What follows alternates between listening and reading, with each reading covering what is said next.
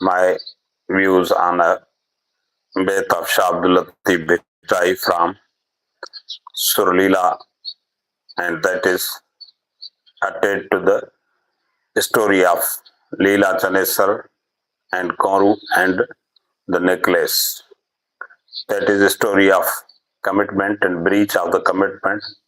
That is the story of the relationships, and that is the story of uh, to honor the relationships, and that is the story of material gains and their losses in human behavior, their losses in the world, and how material gains mold human behavior, how they tempt human temperament. So it is all about human behavior, material sources, and relationships.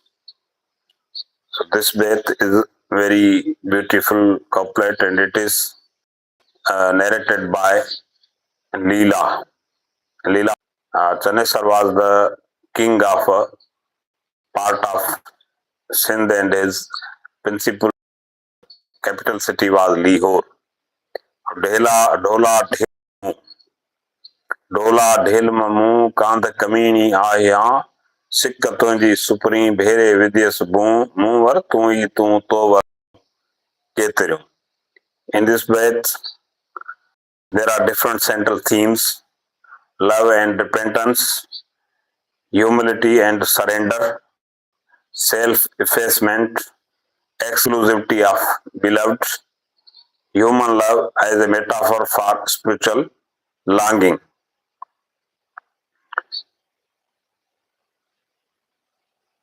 Important textual point is to dale, carry to the sense of to abandon, to push away, to cast away, to dismiss. So the Beth occurs after Leela's moral and emotional crisis. The traditional narrative centers on Leela's attachment to the precious necklace, her momentary exchange of the beloved for material wealth, Chanesar's anger and separation, Leela's realization of her mistake, her repentance and pleading for reconciliation. So, literal translation will be in this way: Dhola dhel mamu kand kamini aya. Oh beloved, don't abandon me. I am a humble, weak woman. I am your wife. Sikkatunje supreme bhere vidyas bhum. My longing for you has brought me down to the dust, into the soil, into the earth. Mover tu tovar vahu ketru. For me, my cover is only you. There is only you, and for you there are maybe many wives. So this bit, if we are looking linguistically on it, then we find vocative structure dola, dola dhilmam, dola. So dola is a word for beloved. The opening is vocative. Dole, beloved husband or dear one, vocative form. The exclamation intensifies emotional imagery. Dola. The poem does not begin with explanation or argument. It begins with direct address. Linguistic effect of Dhola creates intimacy, it creates urgency, it creates emotional proximity, it creates dependence, it creates dramatic immediacy. The beloved is not described from a distance. He is directly summoned into emotional scene. Then the verb dhel, dhelmamu. The verb dhelan approximately means to abandon, to push away, to cast away, to dismiss, to separate from. The negative particle ma transforms the phrase into an urgent plea. Don't abandon me. Dhelmamu. Dola dhelmamu. The linguistic construction is therefore vocative. plus negative imperative plus object. So this produces a compressed structure of pleading and fear of separation. Then Kant Kamini Aya, self positioning to explain her own position, where she stands. Three important elements of this are Kant, husband; Kamini, humble, helpless, lowly, unfortunate, faulty; Aya, I am. The grammatical structure replaces the self in a dismissed position. Leela does not say, I deserve forgiveness. Instead, I am Kamini. This is the language of self abasement and repentance. Kamini is particularly significant. It carries association of humility, it carries association of helplessness, it carries association of dependence, repentance, and loveliness before the beloved. Lowliness before the beloved. Thus, the word functions at least two levels.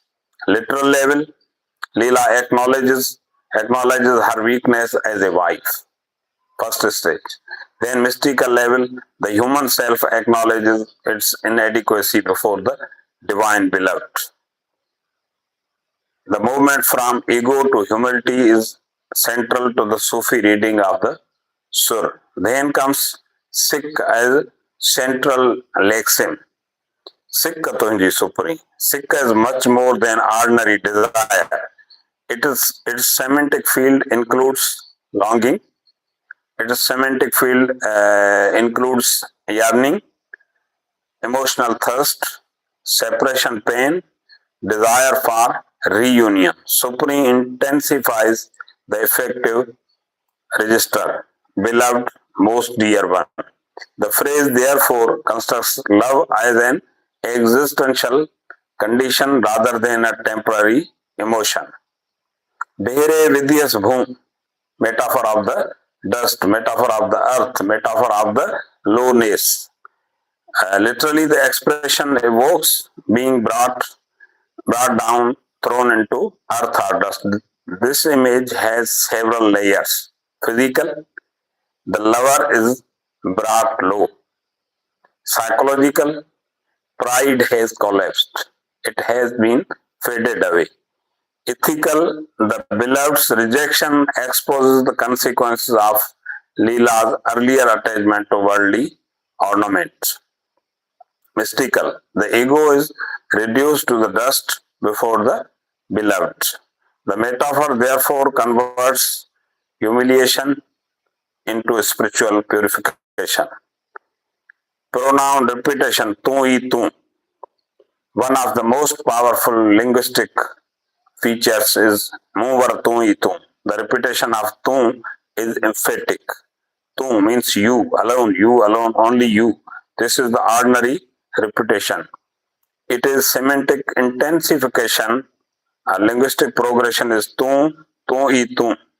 The beloved becomes linguistically overwhelming. The self disappears behind the repeated you. Pronoun contrast.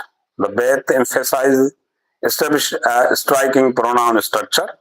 Mu, I or me, tu or you, but gradually, mu, tu, I, tu.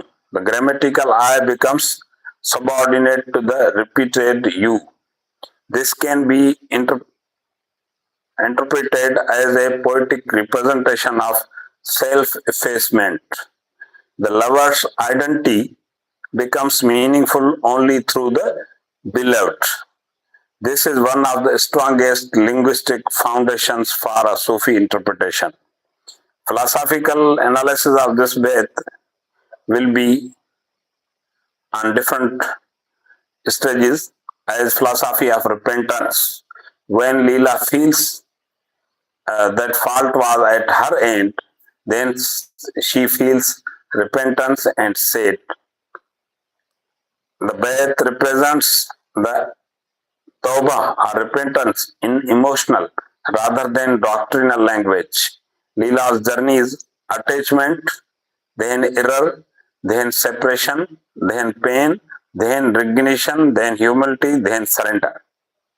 These are the different stages of outcome of the relationship. The important transformation is not simply Leela wants Chanesar back. It is Leela's consciousness has changed from ornament to inner beauty. The larger narrative establishes an opposition between external ornament, that is necklace, and internal virtue. Leela's necklace represents material attraction, possessiveness, status, external beauty, and her later humility represents repentance, simplicity, inner transformation, spiritual maturity. So, as Chanesar, as rejecting external uh, in favor of simplicity and humility. Philosophical proposition is true beauty is ethical and spiritual, not merely material. So it is said that beauty is not but skin deep. The philosophy of ego. The Ved dramatizes the destruction of ego consciousness. At the beginning of the story, what do I possess? Later, what am I without you? This is the fundamental Sufi transformation. Possession, surrender. Pride, humility. Self assertion, self effacement. Material attachment, spiritual attachment. The lover must surrender the illusion of independent self sufficiency. Then you alone, unity and exclusivity. Unity and exclusivity. Mover tu hi tu. The phrase can be read as a declaration of exclusive love.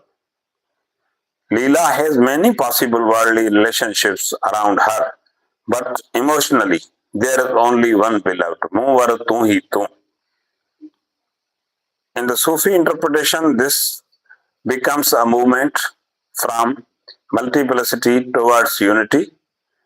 The many become subordinate to one. This resonates with broader interpretation of Latif's folk narrative as vehicle for deeper mystical meanings. Human love and divine love. The lover beloved relationship can create simultaneously at two levels, human level and mystical level. Human level is Leela, mystical level is human soul. Chanesar, divine beloved. Separation, spiritual distance. Repentance, Toba. Humility, fana of ego. Longing, ishq. Reunion, spiritual proximity. Thus, Shavlati does not simply narrate a romantic story. He uses the romantic relationship as a symbolic language for a spiritual experience.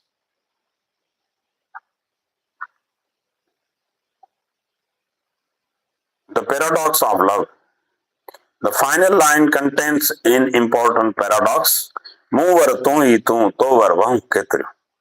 You have only one to me. You are the only one cover to me, and you have so many like me are your wives. So the love accepts as an equal situation. This produces philosophical tension between exclusive love, asymmetrical possession, selflessness, absolute fidelity. The lover does not demand ownership. Possessiveness here is being removed. She demands only belonging. Feminine voice and agency. The Beth is spoken through Leela's female voice. She is vulnerable. She is emotionally exposed. She is repentant. She is pleading. But she is also articulate and psychologically self aware. Her speech allows her to acknowledge her error, to define her emotional identity, to confess her longing, to negotiate reconciliation. Modern scholarship also cautions the representations of women in Latifs require attention to gender, power, and patriarchal structures. Critical question is Leela merely submitting to patriarchal authority, or is her surrender a metaphorical for spiritual self transcendence? The ambiguity makes the Beth particularly valuable for contemporary literary discussion. Sufi concept of fana, the repetition of mover tu hi tu, can be connected metaphorically with fana, the diminishing of the ego self before the beloved. Important distinction. Fana is not physical destruction, it is the dissolution of ego's claim to autonomous importance. Leela, Leela's psychological movement is I becomes you, becomes the central spiritual gesture. Ishq and suffering. For Shah Latif, love is rarely presented as comfortable happiness. However, love is inner happiness before Shah Abdul Latif Bithai. Love produces separation, love produces longing, love produces tears, love produces humiliation, love produces uncertainty, and love produces transformation. However, Shah Abdul Latif Bithai looks at the love as a transformative force that uh, unreveals or unearths the hidden potential of human being. Without love, we cannot even recognize our own self. So, Shah Abdul Latif looks love in not only a romantic phenomenon, but he utilizes love as transformative force in different phases: phase of separation, phase of longing, phase of tears, phase of humiliation, phase of uncertainty, and phase of transformation. However, it enables us to recognize ourselves, and the suffering is therefore pedagogical. It teaches the lover what ordinary comfort cannot teach. Linguistic device used in this is vocative dhola, repetition tu hi tu, negative imperative dhe, self depreciation kamini aya, metaphor bhu, antithesis mu tu, hyperbolic exclusivity tu hi tu, sound and musicality. The Beth derives much of its emotional force from alliteration, repetition, and phonetic recurrence. Notice the recurring sounds: dhola, dhelma, mu, kand, kamin, sikka, supri, mover, tu hi tu. The repeated tu, it makes particularly reinforces the emotional fixation on the beloved. The musical structure allows the Beth to function simultaneously as poetry, as lament, as prayer, as confession.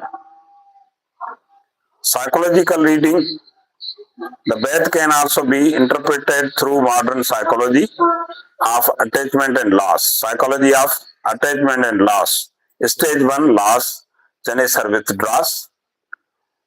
Stage 2 anxiety, Leela fears permanent abandonment. And stage 3 is self reflection. She recognizes her mistake and fault. And fourth stage is humility. She surrenders, she abandons self justification. Stage 5 is longing. Sikha becomes the dominant emotional state. And stage 6 is reorientation. Her values move from the necklace toward the beloved. Thus, the poem Arbeth dramatizes the transformation through loss, not for having anything, through losing anything. Panamakhan ju pana se ri vasile vam. The ethical philosophy of this Beth suggests a hierarchy of values, material wealth, social status, pride, recognition of error, humility, love, spiritual transformation.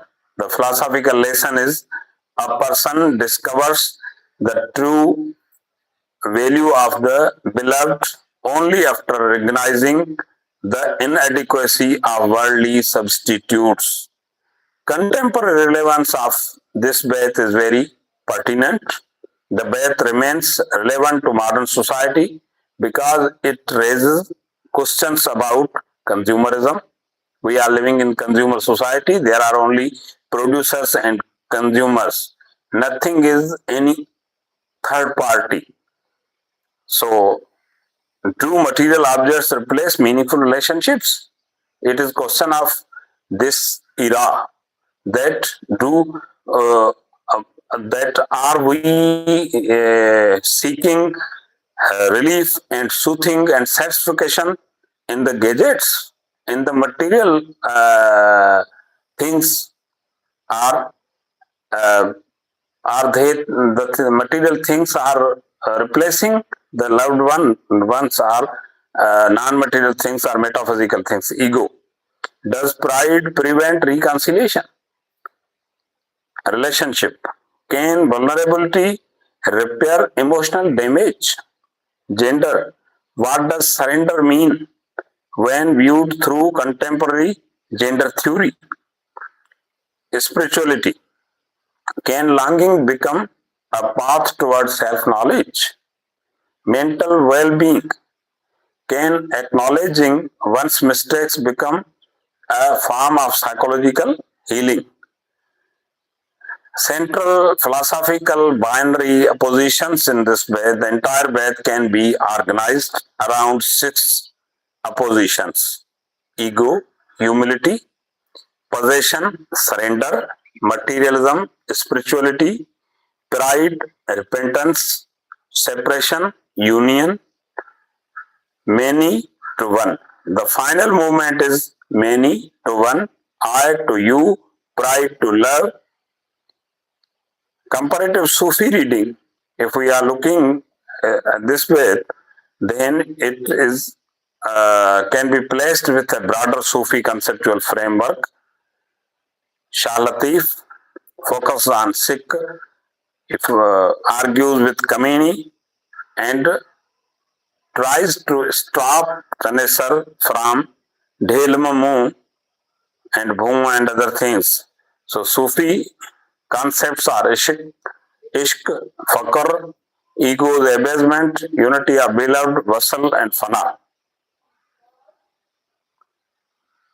Critical interpretation of this Beth should not be reduced to simple moral lesson, because this Beth has many points covering different dynamics of human life, human behavior.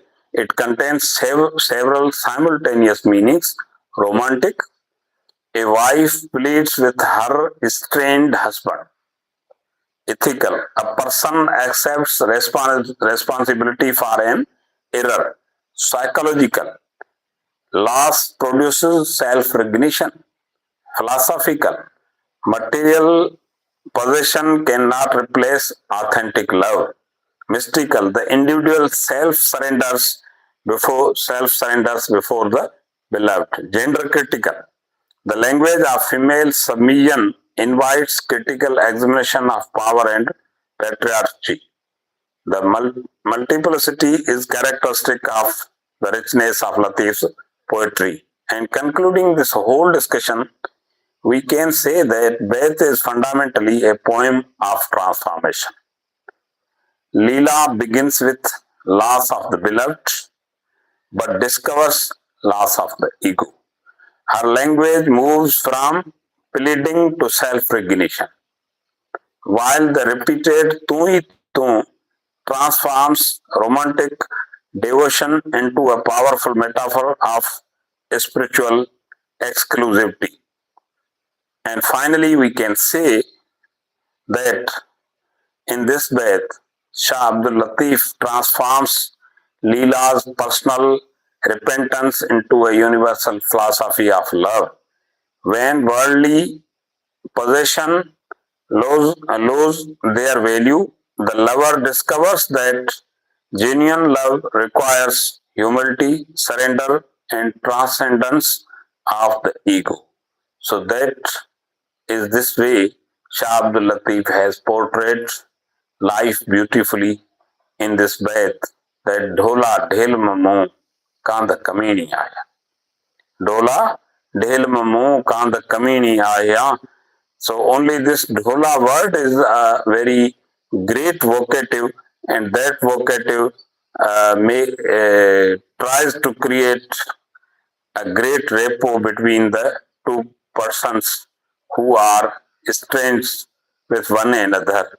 So Shah Latif has touched many layers of human behavior, and he tries to guide human being that how we can behave in that situation when any of the person or attachment whom we are loving to, or we have been attached, he has been detached from us, and now if we are at fault, how we can submit our thesis before him.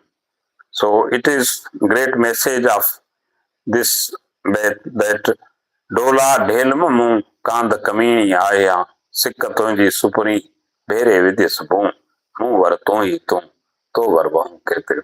Thank you very much. You have seen me, you have watched me, and those people who will watch later on, I'm requesting all of them that kindly share your ideas on these reflections in the light of Shah Abdul Latif Bhattai's enlightened poetry to guide human behavior, how we should behave in worldly affairs, in loving affairs, in affairs of love, and in affairs of the world and spirituality, and also religion and other things. So Latif can guide us in every aspect of life and behavior. Thank you very much.